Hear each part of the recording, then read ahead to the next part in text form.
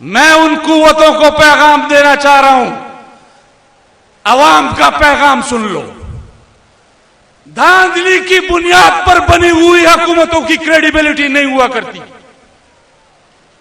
और खैबर पख्तूनख्वा के अवाम से मैं पूछना चाहता हूं कि अगर धांधली की बुनियाद पर बनी हुई हुकूमतों और पार्लियामेंटों की क्रेडिबिलिटी होती तो मदारिस का बिल वो तो कौमी असम्बली और सेनेट से पास होकर गया था ना, तो फिर एक फर्द वाहिद ने उस बिल को वापस क्यों कर दिया?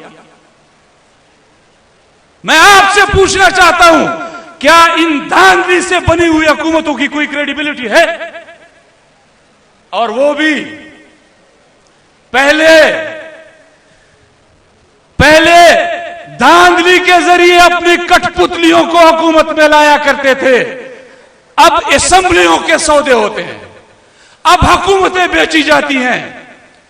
आपकी ये खैबर पख्तूनख्वा की हुकूमत, मुझे अपने आप पर और खैबर पख्तूनख्वा की अवाम पे तरस आता है।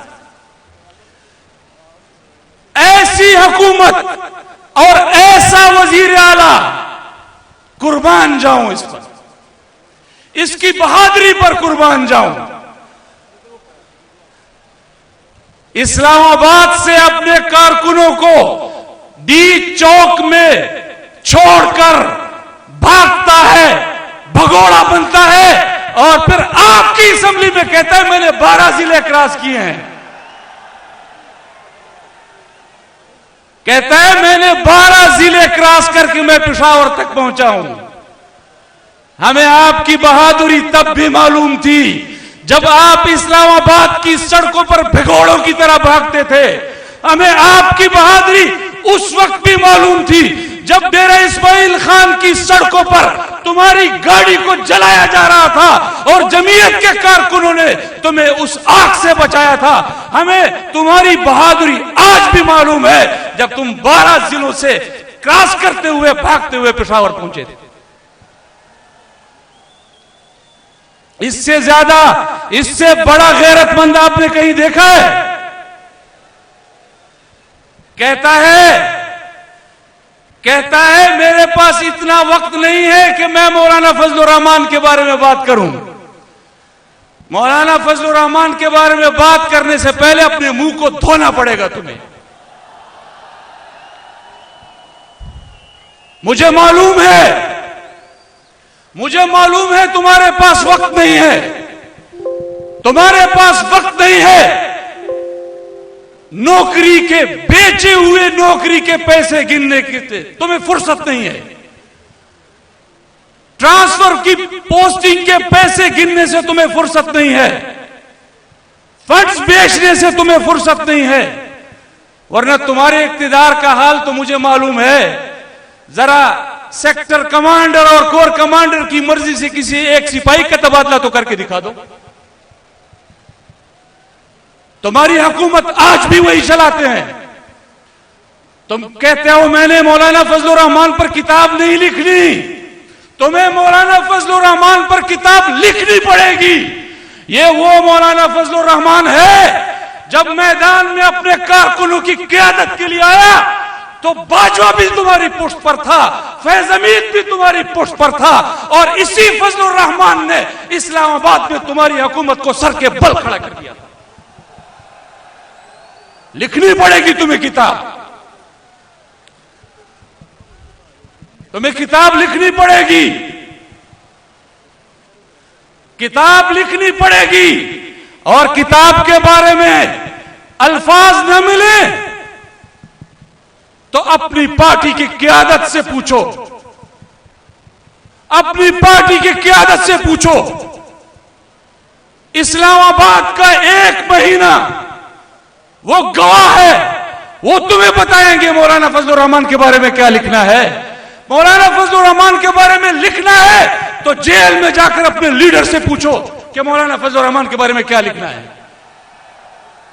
वो तुम्हें बताएगा कि मौलाना फजलुर रहमान के बारे में क्या लिखना है।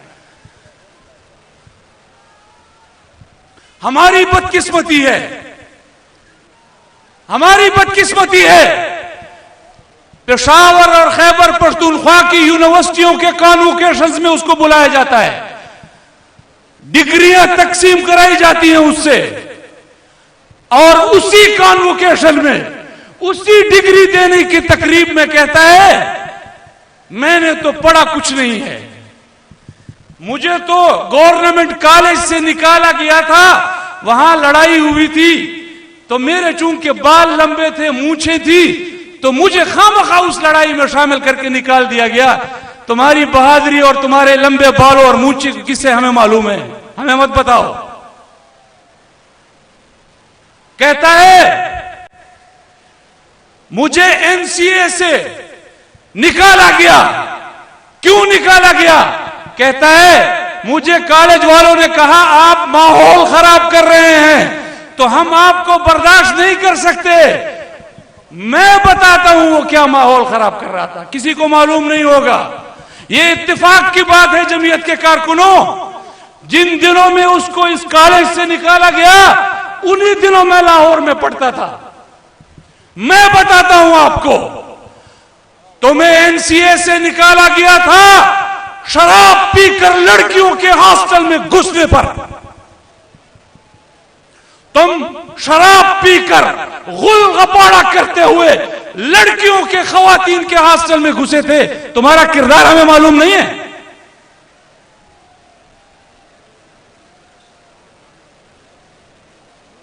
हमारी एस्टेब्लिशमेंट, हमारी मुक्तदरा, क्या बुरा वक्त आ गया है हमारे पाकिस्तान पर, क्या बुरा वक्त आ गया है आप खैबर पख्तूनख्वा के लोगों पर, क्या बुरा वक्त आ गया है हम सब पाकिस्तानी अवाम पर। हमारी मुक्तदरा पहले अपने कठपुतली सियासतदानों से दलाली कराती थी, अब दलालों से सियासत कराते हैं।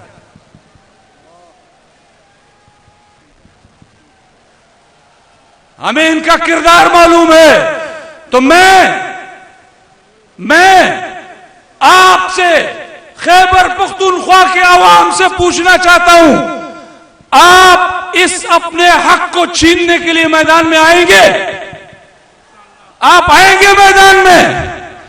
जिस तरह के लोगों को आप पर मुसल्लत किया गया है, अपना हक के हुक्मरानी छीनने के लिए मैदान में आएंगे? ऐसे छीनेंगे आप अपना हक? अपने हक को छीनने के लिए आपको खड़ा होना पड़ेगा, आपको अपनी क़यादत की पुष्ट पर खड़ा होना होगा।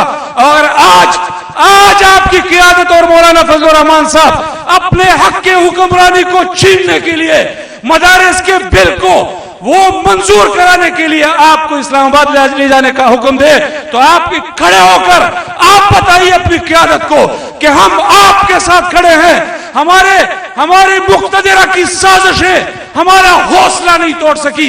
हम कल भी अपनी क़यादत के साथ खड़े थे, हम आज भी अपनी क़यादत के साथ खड़े हैं, और इंशाअल्लाह अपना हक के हुक्मरानी छीन कर रहेंगे इंशाअल्लाह।